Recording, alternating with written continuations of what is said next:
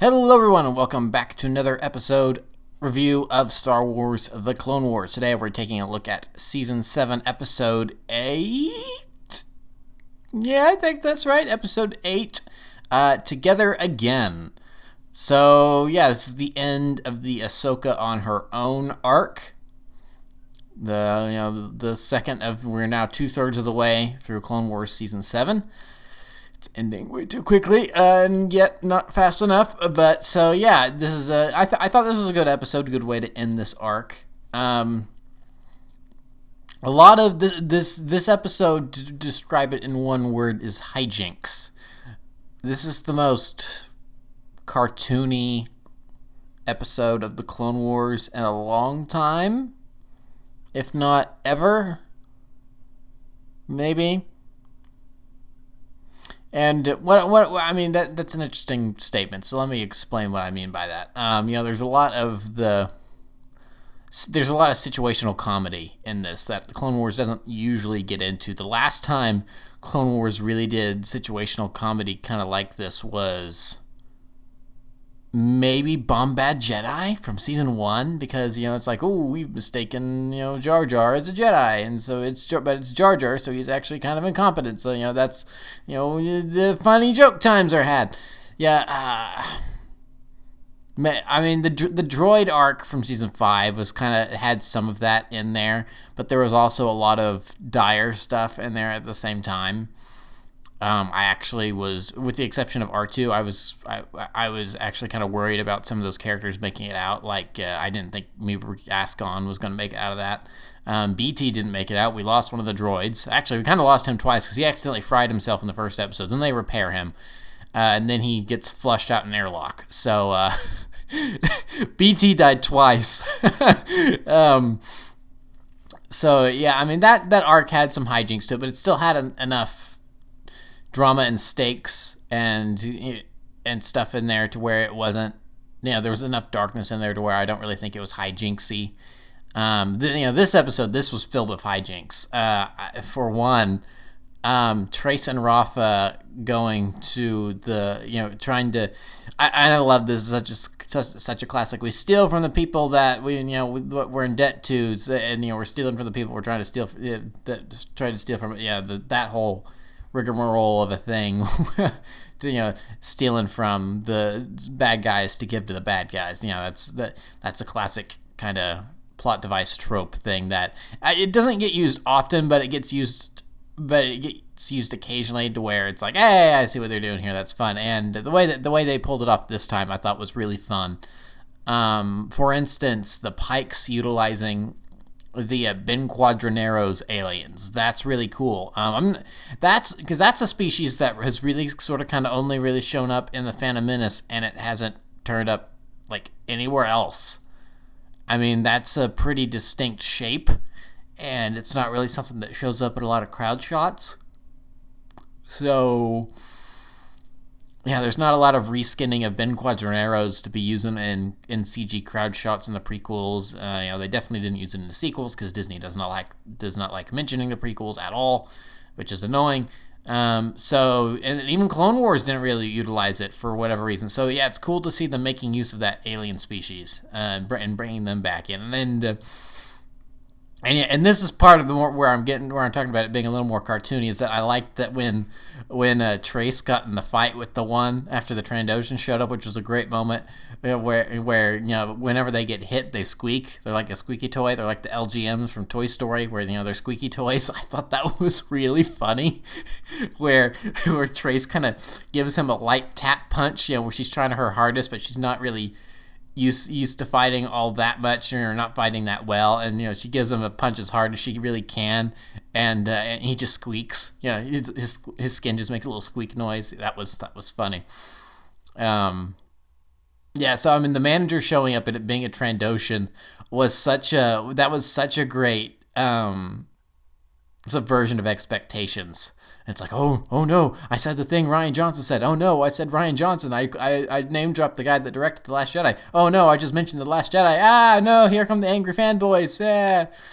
I hate that. I hate that people still get so upset about that movie. It's dumb. Anyway, that was a nice subversion because you've got all these little guys running around. You think that maybe their manager could be a Pike or something, but no, it's a Trandoshan. It's just it's just a big lizardy Trandoshan. He shows up, and he's trying to shut them down, and then Rafa's like, I'm just gonna beat you unconscious with this pipe. Oh, you're a Trandoshan, so that didn't work. And then she's just got the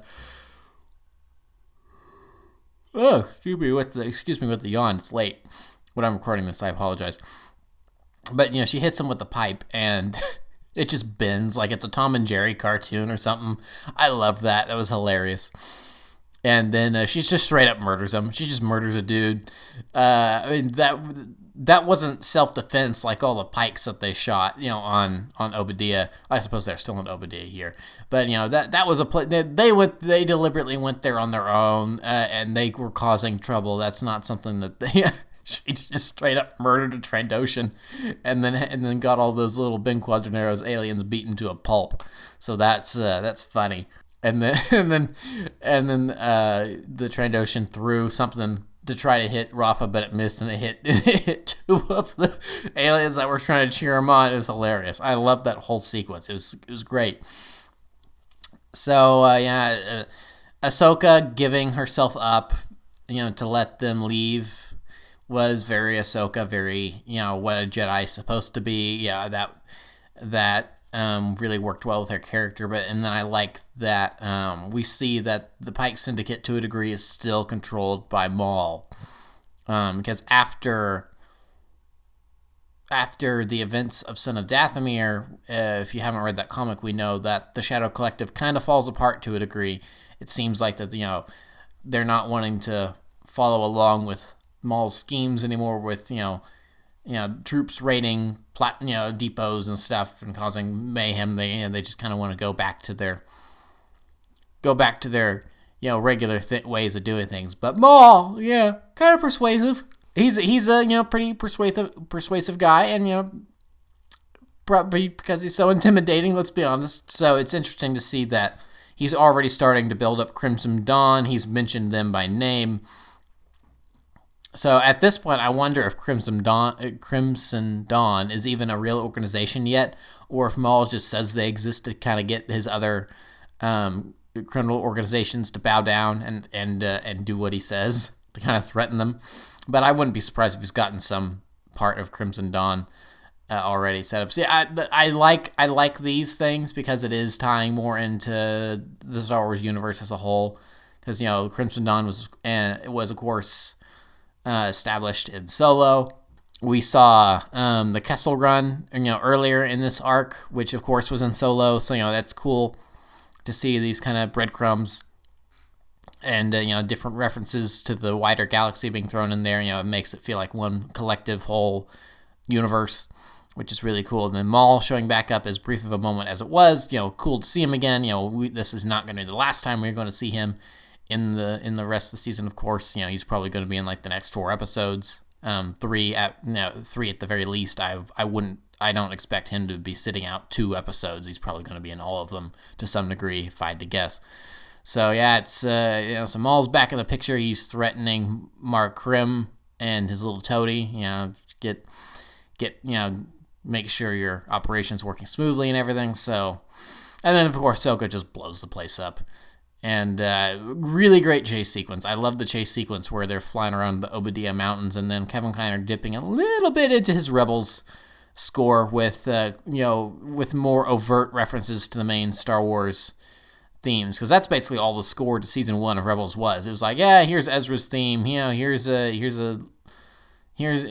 Actually, it was really just kind of Ezra's theme, and the main Rebels theme was just a takeoff of the main Star Wars theme anyway. But it was like Ezra's theme was sort of kind of the only... Well, the Agent Callus and the Inquisitors had their own themes. But those were really the only new themes from Season 1 of Rebels. The rest of it was just all remixed stuff from the movies, which was kind of disappointing. But then Season 2 and 3, he was allowed to be a little more original. So it was kind of nice to see him dip back into the, referencing main Star Wars themes here with the little TIE fighter chase sequence from A New Hope being referenced. That was great to hear. Very Star Warsy, very, very goosebump moment. And then Yeah, that was fun. Then, so yeah, overall it was a fun episode. There's a lot of action. It was very fast paced. It moved well. I do have some complaints though. It wasn't perfect. I mean, they tied it up well, but I just wish a little bit more time had been spent with the sisters realizing that Ahsoka was a Jedi.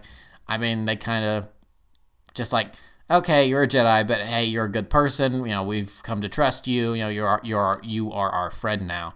And it's like, okay, that's serviceable. I buy it. It's fine. I just kind of wish there had been a little bit more time spent with that. But I guess Ahsoka just kind of proved what the Jedi are kind of supposed to be, and she exemplifies that. So they're kind of okay with her not telling them the truth because, you know, it makes sense what she said. After everything we told you about our parents being killed and stuff, and the Jedi not being very kind about that, and Luminara, we're assuming it's Luminara, just kind of being, oh, the Force will be with you, and not giving any explanation other than that. So, I mean, it made sense, but I just kind of wish they'd done a little bit more with it. And then that brings me to my other complaint, and is that the reason that, you know, they didn't have much time to really spend on that is because Bo-Katan comes in and whisks Ahsoka away without much argument. That I felt moved way too fast, and it didn't really feel that natural. So like, I have a complaint with that. It's like, so Bo-Katan shows up, someone that you've had antagonistic, relations with in the past. She says, Death Watch is gone, but hey, you want to go fight Darth Maul? We can go fight Darth Maul. And Ahsoka's just kind of like, okay, I'm in. The sister said, say I should go, maybe I should go. Yeah, it's like, I don't know. And I don't know. I'm assuming that next episode is going to pick up right where this one left off, so we may actually see more of Ahsoka kind of having second thoughts, doubting herself here, which I think is plausible. I think that's definitely something that could happen, but if it doesn't, then this feels like a really fast turnaround. It's like Ahsoka still wants to be on her own, and she's just already leaping back into, doing stuff that's going to put her on a collision course with the Jedi Council again, considering that it's Maul. And also, it's like, I'm assuming Ahsoka knows who Maul is because with how close she is to Obi-Wan and Anakin, that they told her who Maul is. So that's how they know who he is. And Mark Grimsel totally did say his name out loud, so even if she didn't recognize him by sight, it's like, oh, who's this shadowy guy? Then the little toady guy does call him Maul when she's around to hear it. So yeah, she could figure out, oh, that's Maul. Okay. So yeah, but yeah, just, it's like, hey, want to go fight Darth Maul? Sure. Okay, that was really kind of the extent of it, which is, it's fine. It's whatever. Again, I think that maybe there'll be more discussion about that in the next episode. And if so, then next week that I'll probably come back and say, yeah, my complaint from last time, that's no longer a complaint because they did spend time with it. But as for right now, it does seem like it's a little fast, so we'll just have to wait a week to see how that goes. Speaking of waiting a week, I don't want to wait a week because we're finally getting into the Siege of Mandalore. Here we go, people. We are in the siege. We've been hearing about this since Rebels Season 2, back in, when did Rebels Season 2, that was the fall of 2015, right.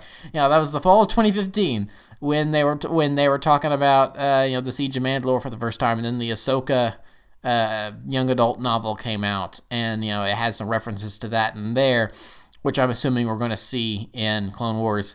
So, I'm excited.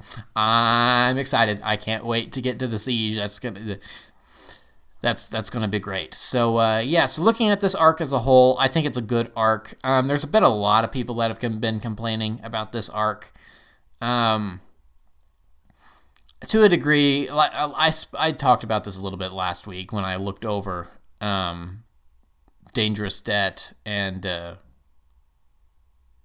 Deal No Deal, but some of the complaints I get, like, I can see how the sisters might be annoying. I don't personally find them annoying, but I can kind of see how they could be annoying to some people. I don't think that this arc is a waste of time at all. Because it does put Ahsoka, and again, I think this is a standalone story arc, but it is going to tie in heavily to the Siege of Mandalore, considering, like I said, I think next episode is going to pick up right where this left off. And we're gonna have more stuff from Ahsoka, kind of doubting her place and worried about coming back to the Jedi, not completely, but to a degree to help out. I think it's going to be stuff that is going to be important because I think you can see that from the way Ahsoka acted with the Martez sisters, where she's trying to help out, but she doesn't want to reveal herself as a Jedi. She still feels guilty about, well, not really guilty. She still feels conflicted about some of the stuff that happened, which rightfully so. She even probably the Jedi as a concept, I think, is something Ahsoka still strives for. She's just got some problems with the Jedi Council. Considering that, they didn't believe her. That's a big problem. So I think that some of the stuff that's happened in this arc is 100% going to affect where Ahsoka's headspace is at in the Siege of Mandalore. And we can't just skip immediately to Ahsoka being in the Siege of Mandalore. There has to be this setup of her being on her own for a little bit, and stuff like that. So there is no way this arc has been filler like some people like to think. I think it's just a case of they're maybe a little short-sighted. They're not. They can't see the bigger picture. They're only looking at these episodes, and then when the Siege of Mandalore is done, they're going to go, oh, okay, so I may not have enjoyed that arc, but it was important. So, or maybe they go, okay, actually, I appreciate that arc a little bit more. I can go back and rewatch it and see more of the pros where I was only seeing the cons because it didn't connect as much as I wanted it to. Because that's been a big change with television since the Clone Wars ended in 2013/2014, if you want to count the Lost Missions, which probably can't, so you can say 2014. But TV and the way TV is told in story form has really changed. We're looking at this.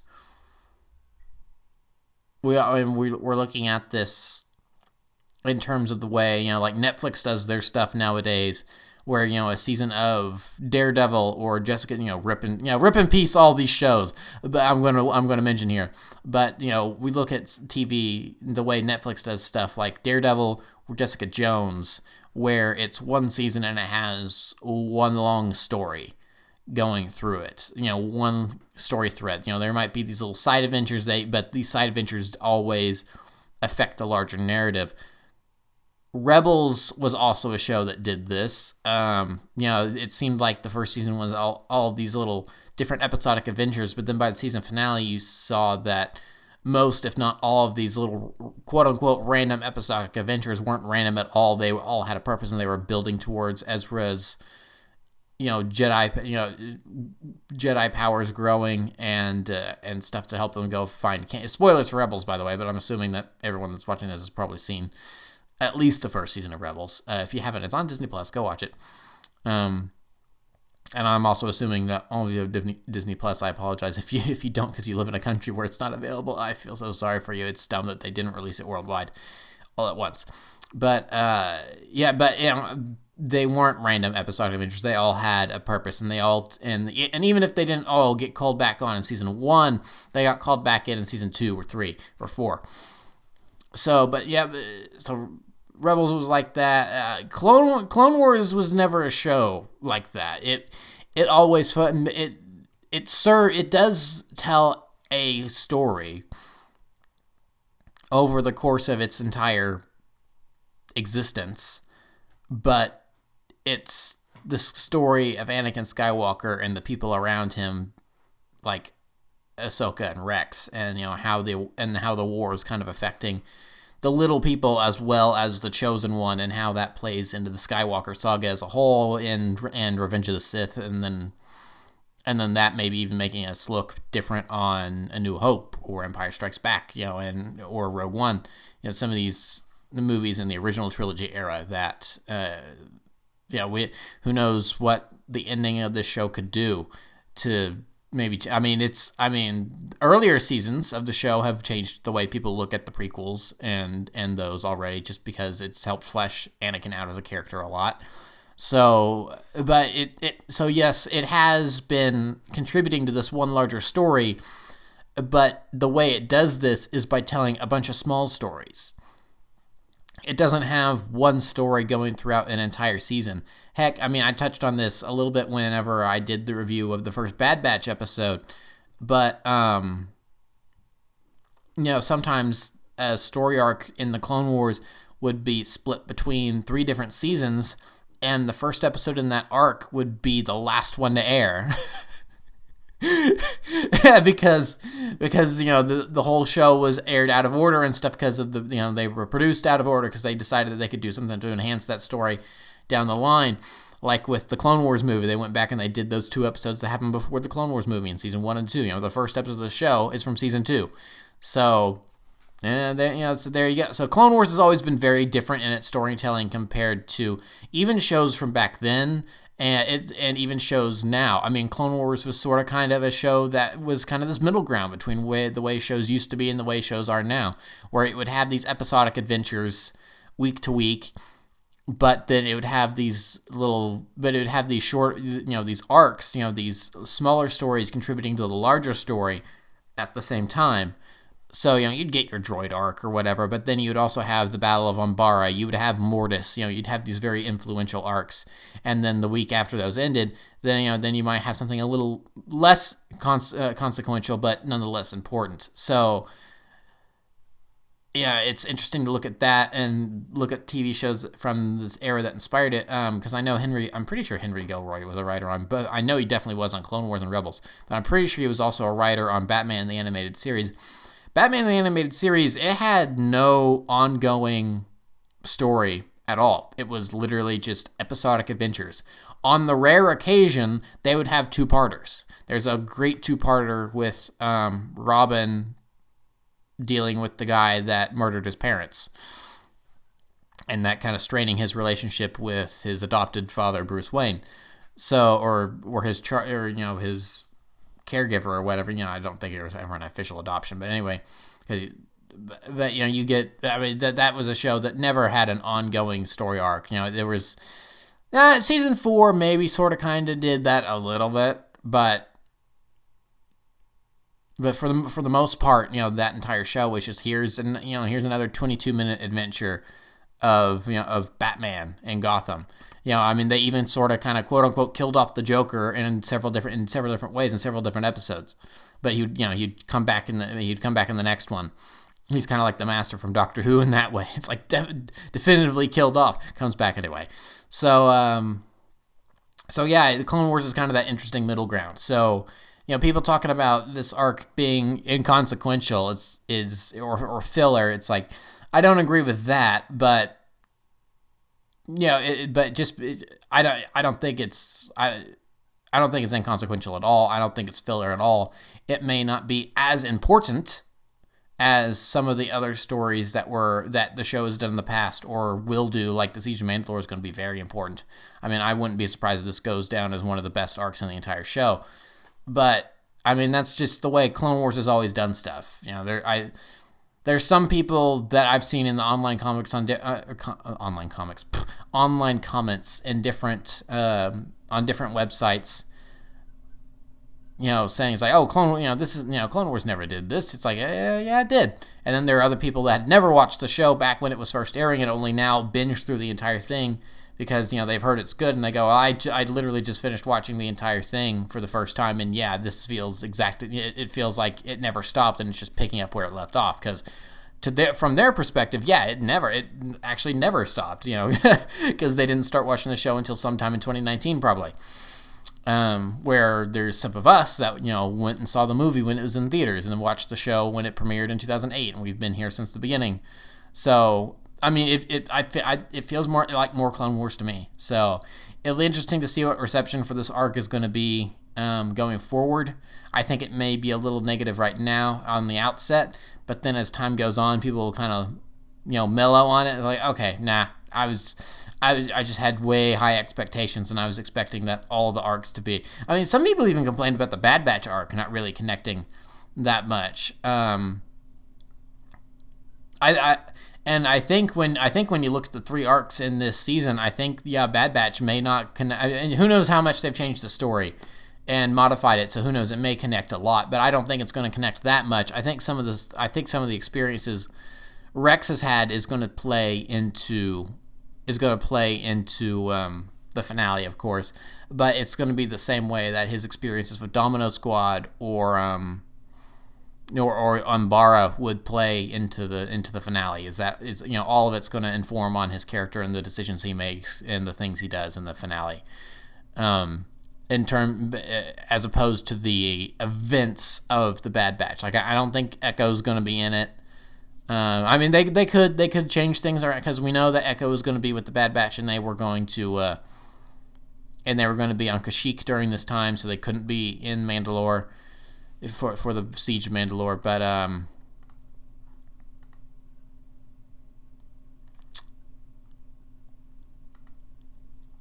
yeah, so it's people may kind of, so yeah, it's going to be interesting, in 6 months from now to see what people think of the season overall.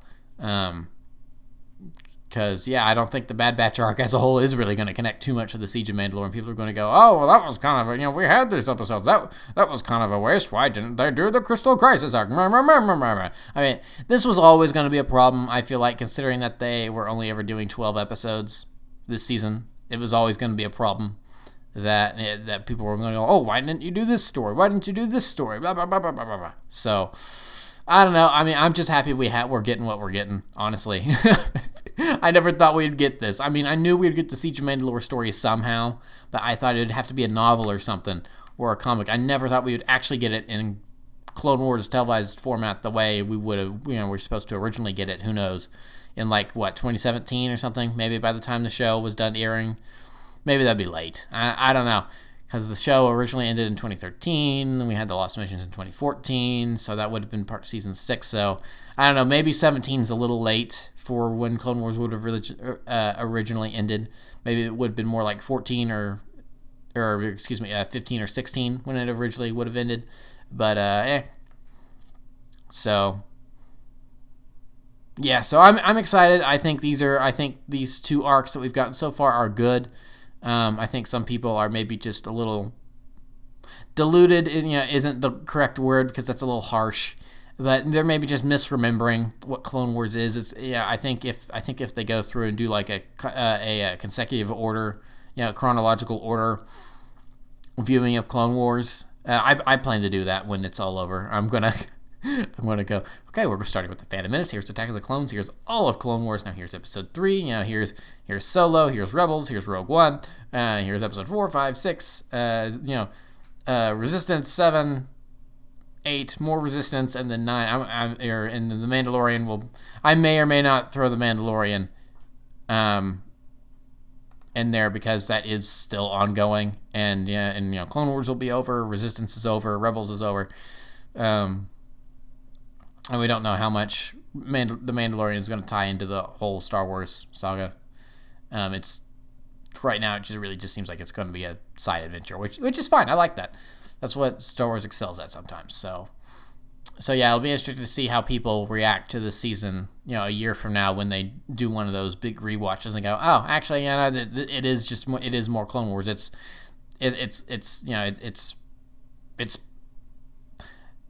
again, it's not perfect, but for being more clone, it is perfect because it is more Clone Wars. Clone Wars was never a perfect show, but for this being more Clone Wars, it's what it's doing. It is perfect. So, yeah, I've kind of been rambling for the last couple minutes with some of these thoughts I've had. This is a great way for me to vent about some of this stuff because I get annoyed sometimes. With seeing these people on the internet, it's like, do you not remember the way things used to be? This is pretty much how I'm remembering the way things used to be. I'm like, I'm so confused on what, if it weren't for the pandemic we're going through right now, I would be more, I definitely would be confused about what year we're in, because, Modern Warfare 2 Campaign Remastered came out like a week and a half ago, so I've been playing that a lot. It's when I used to play that a lot back in the day whenever Clone Wars was airing originally. I just wrapped up Bionicle Reiterated a month ago, which so Bionicle has ended again. from me, it's kind of the third time, but so Bionicle's ended again.